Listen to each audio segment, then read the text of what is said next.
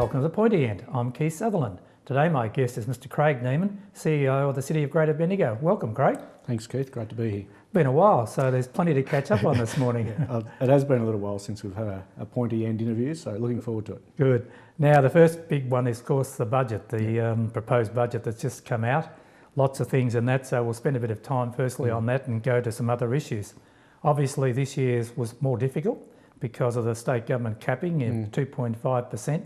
Does that mean that there's probably been a cutback on some of the capital works, or you've been able to incorporate most of those things? And we'll go through several of the line items and issues. But is that a bit of a problem with that capping? It has been a challenge, put it that way, but we've had a forecast long-term financial plan at about 5% rate increases. And we think has been required to meet the future growth of Bendigo, to deliver the major capital projects that we have been delivering in recent years, and to maintain our quality of level of service delivery. So that's been the long-term plan. You cut 2.5% out of that rate revenue. It's about a bit over $2 million, $2 to $2.5 million per annum.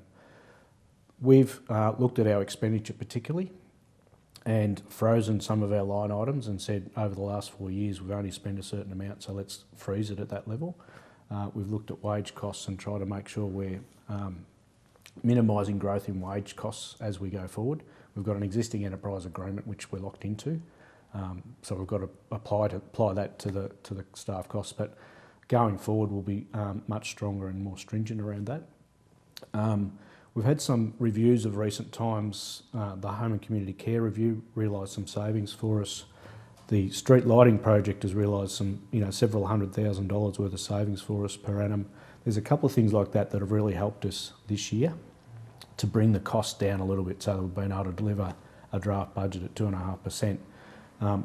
They're one-offs, a lot of those. So, and the other thing I should mention is the Capital Works program. We've got 3 very major projects ready for delivery now, which will be significantly delivered through the next financial year. And that means our Capital Works program for next year is very high. Much higher than normal, and I can talk in more detail about that.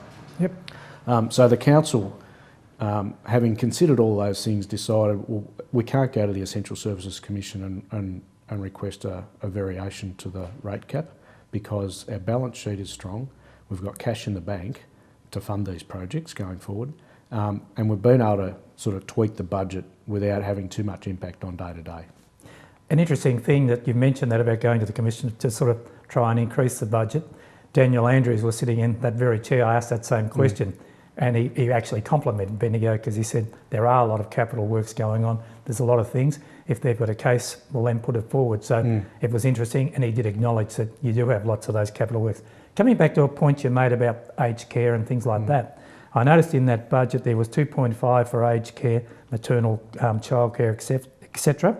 Active and healthy community, 4.3 million. You've got a budget there of about $6.8 million. Is that sufficient? I know that, as you said, you've worked out some of the aged care part of it with the HACS program, but that seems to be an area that is growing because all of us, including myself, are getting older.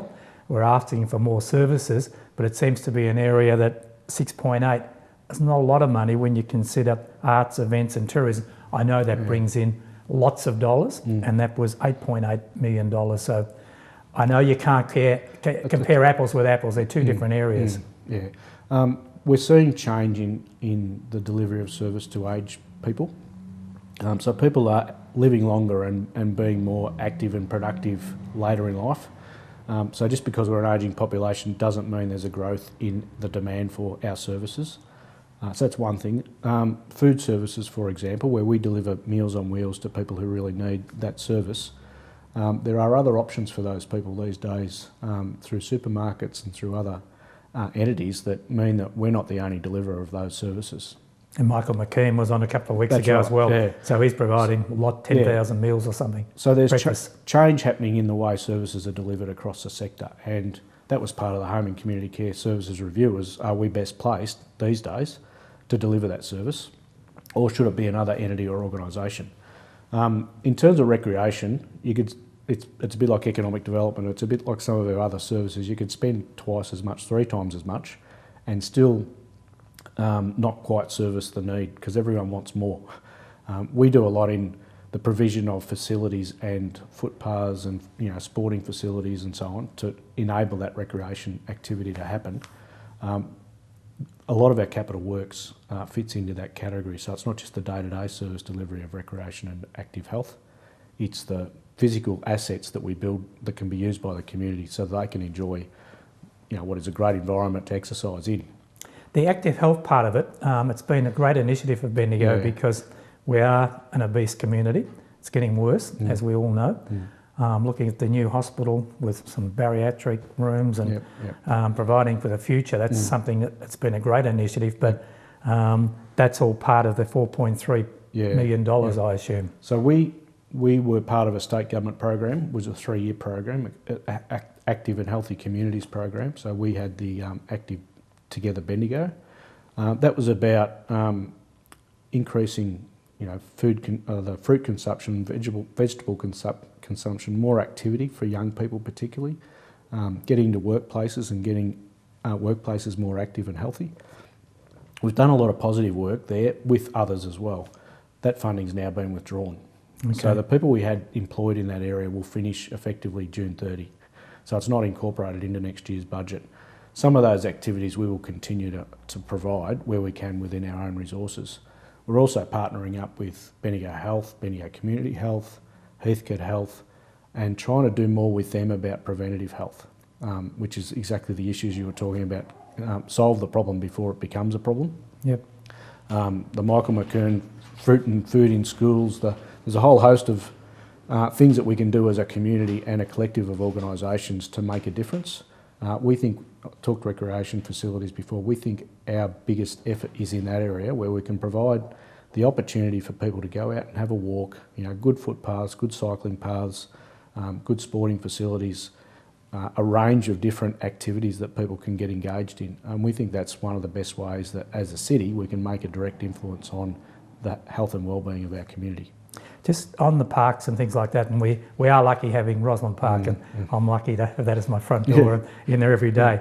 11.2 you have on parks, $1 million, and waste, which is always the big ticket item, 12.5. That seems to be down though, doesn't it, from other years, 12.5 million? That doesn't, I thought it was about 20% of your budget. It's more like, I would have thought the total spend on waste is more like 20 million. That's what I thought, because when I went through, but I didn't go through it with a fine tooth comb, I looked at it, and it only came out to 12.5, and I thought that doesn't seem to be sufficient. Yeah, that might be only part of it. So there's a number of different elements of waste, obviously the household domestic collection, the recycling collection, and now an organics collection that will be introduced over next financial year. So in September we'll be starting an organics collection.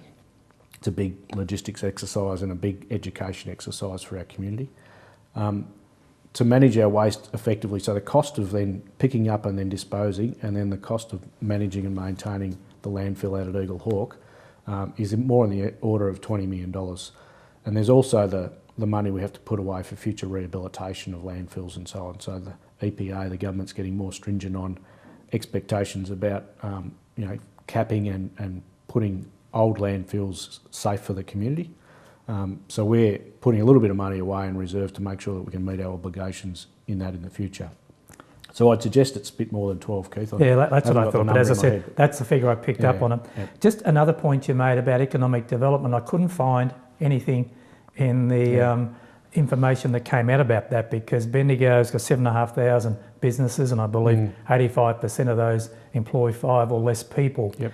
And that's a great thing, and they're doing some really good work, and we've had Peter on Jeffrey on the program and talked to others, but they're doing some great things, but I couldn't find any funding there. So so consistent with previous years, our effort in economic development. So we've got an economic development unit specifically charged with the responsibilities of supporting small business, and that's come out of the economic development strategy that was adopted a couple of years ago.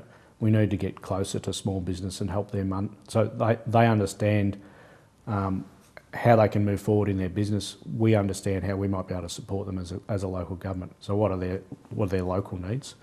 Work with the Bendigo Manufacturing Group. The Passions and Pathways, the Horizons project are still funded, and that's about young people finding a way into what work might be suitable for them as they grow older and get ready for the working time of their lives.